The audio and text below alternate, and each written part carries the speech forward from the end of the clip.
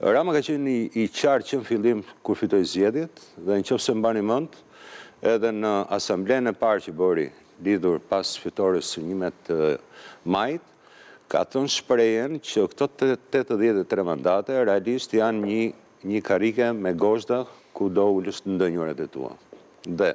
ishte shumë i qartë që në fillim që pavarësisht një fitore kaq me gozhë në shenjë se duket. Pavarësisht të rezultatit që ishte shumë i lartë për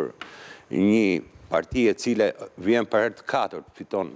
pra mandatin e katërt, realisht problematika do të ishin të shtuar dhe në një farë mënyrë i ka paraprirë në sens. Sot për sot, realisht për mendimin tim janë dy problematika të cilat Rama është i kujdesshëm përsa i përket dhe që do të rregullojë marrëdhëniet e tij. Një është me opinionin publik shqiptar dhe së dyti me faktorin ndërkombëtar i cili realisht ka një turistni goxha të madhe e cila padyshim që është e piketuar dhe targeton vetëm çështjet e marrëdhënieve me drejtsinë, sidomos me dy institucionet qendrore, domethënë që janë edhe të menaxhuar apo të investuara për tyre që është GKK-ja dhe SPAK-u. Këto janë elementet e parë, por mendoj që ka të bëjë shumë sidomos me opinionin publik. Është opinioni publik i cili realisht sot mund të jetë ai i cili siç ka pasur një përqyeshmëri të madhe për institucionet e reja, kjo nuk ishte e ndarë nga ana tjetër me një qëndrim Partisë Socialiste e cila mbështeste reformën drejtësi,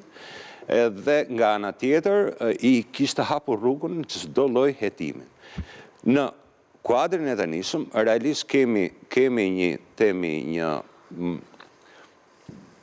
tronditje apo edhe brenda vetë elektoratit të Partisë Socialiste që janë ende të paqartë lidhur me situacionin në cilin ndodhemi dhe qëndrimin cili do të mbajë kryeministri.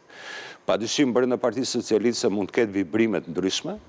por unë nuk e shikoj që Rama të jetë i shqetësuar lidhur me raportet aty brenda, mendoj se e dominon situatën e brendshme, nga ana tjetër nuk ka një kundërshtar